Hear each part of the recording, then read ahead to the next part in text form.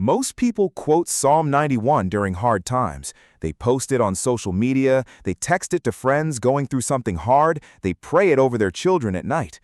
But most people have never actually studied what this psalm says, who wrote it, who it was written to, and what the promises inside it actually mean. Because when you understand the full context of Psalm 91, this stops being a comfort verse and becomes one of the most radical declarations in all of Scripture. Let's go through it together. He who dwells in the secret place of the Most High shall abide under the shadow of the Almighty. I will say of the Lord, He is my refuge and my fortress, my God, in Him I will trust. Right away, two things stand out. First, the word dwells. This isn't talking about someone who visits God occasionally or who calls on Him when things get hard. The Hebrew word here is yashab. It means to sit, to remain, to settle. This is someone who has made permanent residence in the presence of God. Second, the phrase secret place. This is the Hebrew word seter, a hiding place, a place of shelter, a place of concealment. In the ancient world, a city had walls. Inside the walls was the city. Inside the city was the palace, and inside the palace was the inner chamber, the most protected place of all. That's what God is offering here, not just proximity to Him, habitation with Him. And when you live there, when that is where you make your home, everything that follows in this psalm becomes available to you.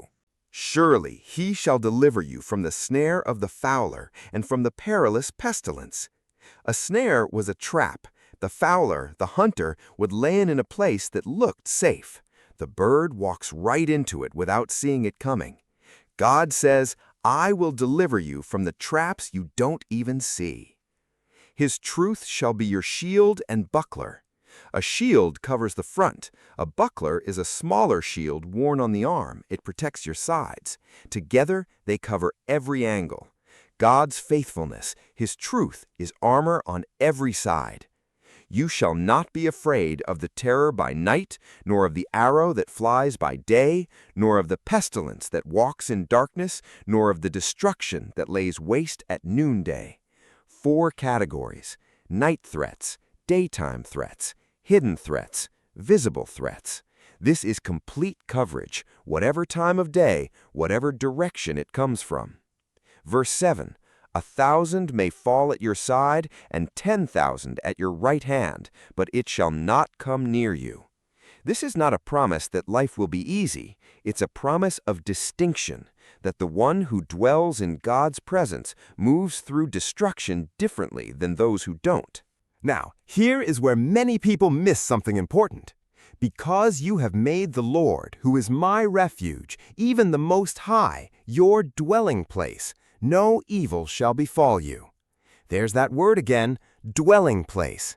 This entire psalm is conditional on one thing: where you choose to live. Not where you live geographically, where you live spiritually, where you position yourself in God. This isn't a magic verse you quote to activate protection.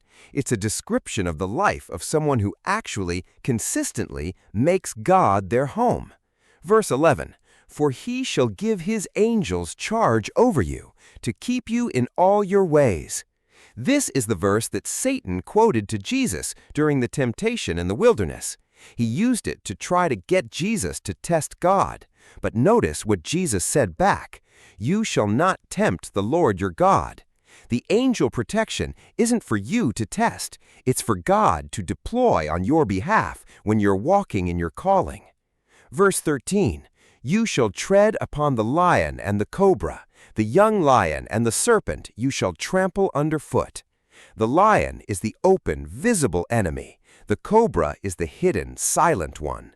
God says both of them are under your feet when you dwell in His presence. Something shifts in the last 3 verses. Up to this point, the psalmist has been speaking. Now, God Himself speaks. Because He has set His love upon me, therefore I will deliver him. I will set him on high because he has known my name. The word for set His love here is hashak in Hebrew. It doesn't just mean affection. It means to cling to be bound to be attached to. This is someone who has chosen God and won't let go. And God's response is 7 promises in 3 verses. I will deliver him. I will set him on high. He shall call upon me, and I will answer him. I will be with him in trouble. I will honor him.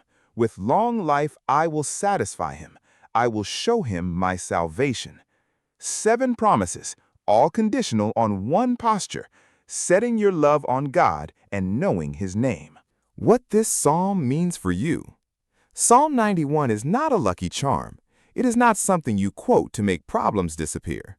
It is a description of what life looks like for someone who has genuinely made God their dwelling place, not their emergency contact, not their last resort, but their home. The protection described in this psalm is not automatic. It is relational. It flows from the kind of closeness with God that makes his presence your first instinct, not your backup plan. If you want what this psalm promises, start with what it requires. Dwell in the secret place. Make God your refuge. Set your love on him. Everything else follows from that. If this opened up the psalm for you in a new way, drop a comment below and tell me which verse hit you hardest. And follow this channel. We go through scripture like this every week.